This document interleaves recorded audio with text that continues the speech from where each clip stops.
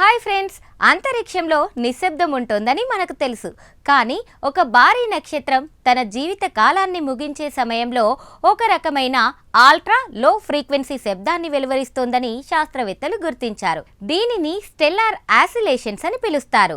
ఈ పరిశోధనాత్మక ఫీచర్లో నక్షత్రాల అంతిమ దశలో వెలువడే ఆ తరంగాల వెనుక ఉన్న వాస్తవాలను పరిశీలిద్దాం.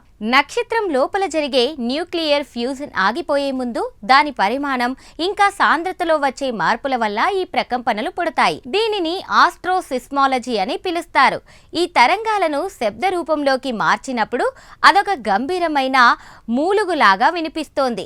యూనివర్సిటీ ఆఫ్ సిడ్నీ పరిశోధకులు వెల్లడించారు.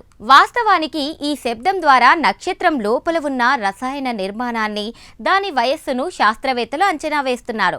తాజా ఖగోళ భౌతిక శాస్త్ర విశ్లేషణ ప్రకారం ఒక నక్షత్రం ఎప్పుడు సూపర్ నోవాగా విస్ఫోటనం చెందుతోందో ఈ ప్రకంపనల ద్వారా ముందే తెలుసుకోవచ్చు. ఇది విశ్వంలోని మూలకాల మార్పిడిని అర్థం చేసుకోవడానికి ఒక గొప్ప అవకాశం అని నిపుణులు వివరిస్తున్నారు. ఈ శబ్దాలను వినడానికి నాసాకు చెందిన టెస్ శాటిలైట్ సాయంతో ఖగోళ శాస్త్రవేత్తలు నిరంతరం అంతరిక్షాన్ని పర్యవేక్షిస్తున్నారు. కొన్ని నక్షత్రాల నుండి వచ్చే శబ్దాలు సుదూరంగా వినిపించే ఘంటానాదంలా ఉంటే, మరికొన్ని నిరంతరాయంగా వచ్చే రికరింగ్ హమ్ లాగా ఉంటాయని పరిశోధకులు గుర్తించారు. ఇది అంతరిక్షం తనదైన శైలిలో మనతో మాట్లాడనున్నట్లుగా అనిపిస్తోంది. నిజానికి సూర్యుడు కూడా ఇలాంటి ప్రకంపనలను కలిగి ఉంటాడు. కానీ సూర్యుడు తన అంతిమ దశకు చేరుకోవడానికి ఇంకా కొన్ని వందల కోట్ల ఏళ్ల సమయం పడుతోంది. అప్పటి వరకు ఈ శబ్దాలను అధ్యయనం చేయడం ద్వారా ఇతర గ్రహ మండలాల్లోని నక్షత్రాల మనుగడను మనం అంచనా వేయవచ్చు.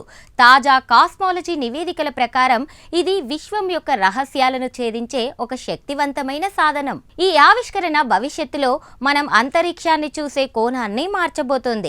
కేవలం కళ్ళతో చూడడమే కాకుండా నక్షత్రాల హృదయ స్పందనలను వినడం ద్వారా వాటి కథలను మనం తెలుసుకోవచ్చు.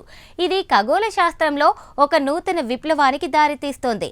మన గతాన్ని, విశ్వం యొక్క భవిష్యత్తును అర్థం చేసుకోవడానికి స్టెల్లార్ హమ్ కీలకంగా మారనుంది. నక్షత్రాల మరణ మృదంగం విశ్వం ఎంత గంభీరమైనదో అలాగే ఎంత వింతైనదో గుర్తు చేస్తోంది. ఈ ప్రత్యేక కథనంపై మీ అభిప్రాయాలను కామెంట్స్లో తెలియజేయండి. ఇలాంటి మరిన్ని పరిశోధనాత్మక కథనాల కోసం మా ఛానల్ని సబ్స్క్రైబ్ చేసుకోండి.